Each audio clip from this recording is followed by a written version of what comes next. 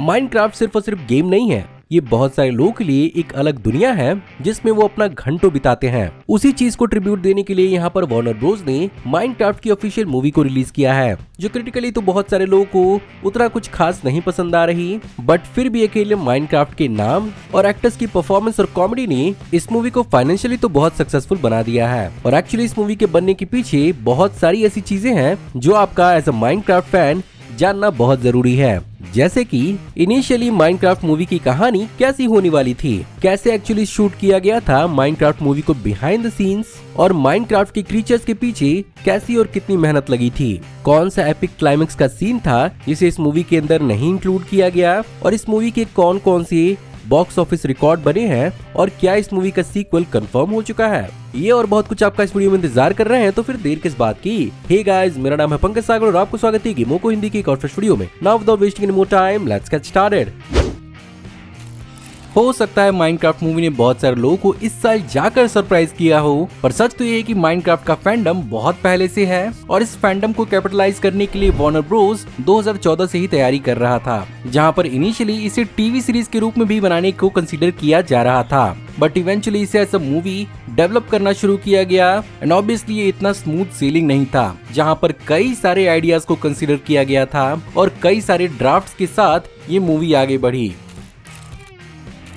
खैर, मूवी के अंदर जो हमें फाइनली देखने को मिला, वैसे तो क्रिटिकली इसकी कहानी कुछ उतनी खास नहीं थी, बट इसके अलावा भी इस मूवी के लिए कई और आइडियाज को कंसीडर किया जा रहा था, जहां पर इनिशियली सबसे पहले गेम की तरह बिल्कुल एक फर्स्ट पर्सन में सेट होने वाली थी, लेकिन इस आइडिया के साथ वार्नर ब्रोस एक्चुअली श्योर नहीं थे। इसके साथ साथ पहले स्टीव के अलावा एलेक्स भी हमें इस मूवी के अंदर देखने को मिलने वाली थी, और ये दोनों ओरिजिनली प्लेयर्स के लिए एक गाइड और लेजेंड की तरह होते, बट इस आइडिया को भी चेंज कर दिया गया। और फाइनली ओरिजिनली ये कहानी एक छोटी बच्ची की होती जो अपने कुछ दोस्तों के साथ इस वर्ल्ड के अंदर टेलीपोर्ट करके एडवेंचर करती। कमेंट्स में मुझे बताइए कि क्या ये आइडियाज काम करते अगर इन्हें इम्प्लीमेंट किया गया होता।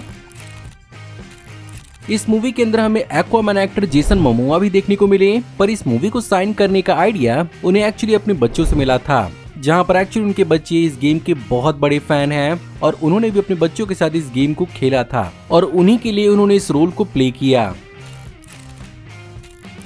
इसके साथ साथ कुछ इनिशियल आइडियाज के हिसाब से यहाँ पर एक्टर स्टीव करेल को भी इनिशियली इस मूवी में कास्ट करने के लिए कंसीडर किया जा रहा था। स्टीव करेल द ऑफिस सीरीज के अंदर काफी पॉपुलर तो है ही साथ उन्होंने द मिनियन सीरीज के अंदर ग्रू को भी प्ले किया है। उनका रोल एक्चुअली एक अननोन रोल था जिसे कभी रिवील नहीं किया गया। इस मूवी की मेजर फिल्मिंग 2024 में न्यूजीलैंड के ऑकलैंड में शुरू हुई थी, जहां पर मूवी में दिखाए हुए चू ग्लास आइडाहो को हंटली में शूट किया गया था। ओरिजिनली ये मूवी साल 2023 में ही शुरू होने वाली थी, लेकिन सैड आफ्टर स्ट्राइक के चलते इस प्रोजेक्ट को डिले किया गया। ऑफ कोर्स इस मूवी के लिए बहुत सारे CGI का इस्तेमाल किया गया था, बट क्या आपको मालूम है कि कई सारे प्रैक्टिकल इफेक्ट्स का भी यहाँ पर इस्तेमाल किया गया था, स्पेशली जो चीजें एक्टर्स की क्लोज प्रॉक्सिमिटी में थी, और यहाँ पर कई सारी रियल सेट्स को भी बनाया गया था, जहाँ पर कई जगहों पर मेटल स्ट्रक्चर्स के ऊपर पेंटेड वुड और फोम का इस्तेमाल किया गया था, और इसके कई सारे ऑनलाइन इमेजेस को रिवील किया गया था। साथ ही साथ वार्नर ब्रोस ने इस मूवी का एक बिहाइंड द सीन फीचरेट भी रिलीज किया,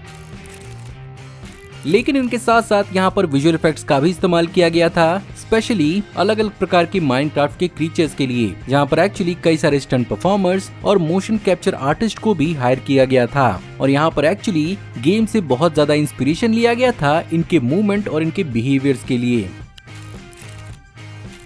अब जैसा कि मूवी के अंदर बेहतर परफॉर्म करने के लिए सोर्स मटेरियल की नॉलेज होना काफी जरूरी है, इस मूवी के ब्रेक्स के दौरान एक्टर्स को इनकरेज किया जाता था माइनक्राफ्ट को खेलने, सीखने और समझने के लिए, जहां पर एक्चुअली उन्हें घंटों कंप्यूटर स्क्रीन के सामने माइनक्राफ्ट को ब्रेक्स के दौरान खेलना पड़ता था, और स्पेसिफिकली इस मूवी के कास्ट और क्रू के लिए एक अलग माइनक्राफ्ट सर्वर बनाया गया था। इसके अलावा गेम को और अच्छे से कौन समझ सकता है? गेमर्स। ऑफ कोर्स यही रीजन है कि इस मूवी के प्रिपरेशन के दौरान कई सारे लाइव स्ट्रीम गेमर्स और उनके गेम प्ले पर फोकस किया गया, जहां पर टेक्नोब्लेड, ड्रीम, डैन TDM और ऐसे कई सारे गेमर्स को अच्छे से स्टडी किया गया, और इनसे बहुत कुछ प्रोड्यूसर्स और फिल्म मेकर्स को जानने को मिला। इसके अलावा कई सारे फेमस गेमर्स ने भी इस मूवी के अंदर अपना कैमियो दिया था और यहाँ पर माइनक्राफ्ट लेजेंड टेक्नोब्लेड को स्पेशल ट्रिब्यूट भी दिया गया, जिसे माइनक्राफ्ट खुद एज ए लेजेंड रिकॉग्नाइज करता है। खैर, अगर माइनक्राफ्ट के कोर ऑडियंस के हिसाब से देखा जाए तो इस मूवी का विजुअल कुछ लोगों को खास पसंद नहीं आया था, लेकिन वहीं पर इसका एनिमेशन स्टाइल पहले काफी डिफरेंट होने वाला था, जहां पर मूवी के डायरेक्टर जैरेड हेस एक्चुअली इस मूवी को इनिशियली और भी ज्यादा ग्राउंडेड दिखाने के लिए यहाँ पर स्टॉप मोशन का इस्तेमाल करना चाहते थे, जैसा कि लेगो मूवी के लिए किया गया था। बट ऑफ कोर्स माइनक्राफ्ट एक 3D गेम है, जिसके कारण इस आइडिया को स्क्रैप कर दिया गया। अपेरेंटली पर्टिकुलरली इस मूवी का क्लाइमेटिक एंडर ड्रैगन वाला सीक्वेंस एक्चुअली काफी कॉम्प्लिकेटेड था और इसे पोस्ट प्रोडक्शन के अंदर तैयार करने में तकरीबन 6 महीने तक का वक्त लगा था, जहां पर CGI और एनिमेशन के साथ साथ live action footage, green screen और VFX लेयर्स पर 3 अलग अलग कंट्रीज के स्टूडियोज एक साथ काम कर रहे थे। इसके अलावा इस मूवी को गेम के मैकेनिक्स के हिसाब से ही डिजाइन किया गया था, जहाँ पर इस मूवी के अंदर भी 20 minute day and night cycle को दिखाया गया और माइनक्राफ्ट के कई सारे टूल्स का भी इस्तेमाल दिखाया गया था, जो फैंस के लिए एक नॉस्टैल्जिया और ईस्टर एग था। इसके अलावा इस मूवी के अंदर एक सीन था जिसे एक्चुअली काटा गया था, जहां पर इस सीन को कॉन्सेप्चुअलाइज किया गया था यूट्यूबर मम्बो जम्बो के द्वारा, जिसके अंदर बेसिकली एक जायंट पिलिगन रोबोट को दिखाया जाता, जो फाइनल सीन के अंदर हमें देखने को मिलता। लेकिन मूवी के एलिमेंट्स को लेकर कमिटमेंट को देखते हुए इस चीज को इंक्लूड नहीं किया जा पाया। मे बी ये मूवी नहीं तो अगली मूवी में शायद इसे इंक्लूड किया जाए।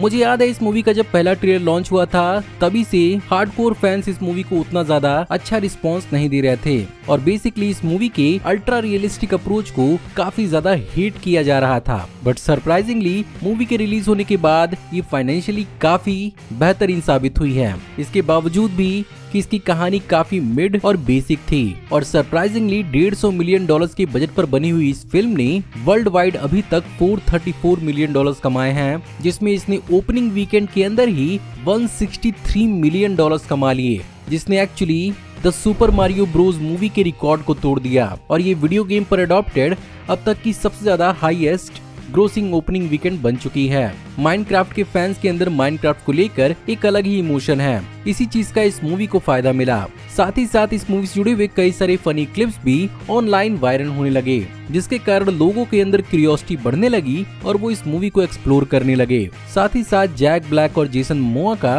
अपना ही फैंडम है, जिसका भी फायदा यहाँ पर देखने को मिला। ऑफ कोर्स कोई चीज सक्सेसफुल होती है और वो चाहे कितनी भी मिड हो, स्टूडियोज और प्रोडक्शन कंपनीज को ये हिंट मिल जाता है कि उनका सीक्वल बनाना चाहिए और ऐसे में इस मूवी का भी सीक्वल आप एक्सपेक्ट कर सकते हैं, जिसे भी अपेरेंटली जैरेड हेस ही डायरेक्ट करेंगे। और यहाँ पर कहा जा रहा है कि माइनक्राफ्ट के यूनिवर्स को और भी ज्यादा बढ़ाया जाएगा और उसके रूट्स को एक्सप्लोर किया जाएगा। साथ ही साथ यहाँ पर इस मूवी के अंदर एक और प्रोटैगनिस्ट एलेक्स को भी इंट्रोड्यूस किया जा सकता है और माइनक्राफ्ट के दूसरे बायोम्स को भी एक्सप्लोर किया जा सकता है। होपफुली स्टूडियो इस मूवी में दिखाए हुए अपनी गलतियों से सीखे और सीक्वल को और अच्छे से दिखाए। सो गाइज, ये थी आज की वीडियो। मैं उम्मीद करता हूँ आपको आज की वीडियो पसंद जरूर आई होगी और अगर आपको आज की वीडियो पसंद आई हो तो प्लीज वीडियो को लाइक जरूर करिएगा। ऑल्सो मैंने गेमो को प्लीज चैनल पर माइनक्राफ्ट गेम की 15 फैक्ट वीडियो बहुत पहले बनाई थी, तो उसका लिंक भी मैं आपको आई बटन में दे दूंगा। कमेंट्स में आप बताइए कि आपको इस मूवी के बारे में और क्या क्या मालूम है और आप और कौन कौन सी मूवी या टॉपिक पर वीडियो इस चैनल पर देखना चाहते हैं। अगर आप इस चैनल पर नए हैं तो प्लीज चैनल को सब्सक्राइब कर लीजिए, क्योंकि हम ऐसी औसम वीडियो इस चैनल पर लाते रहते हैं। मैं जल्दी ही आपको एक नई वीडियो में देखने को मिलूंगा। तब तक आप हमारी इन वीडियोस को एंजॉय कर सकते हैं। Thank you for watching, see you in the next video. Till then take care, good bye.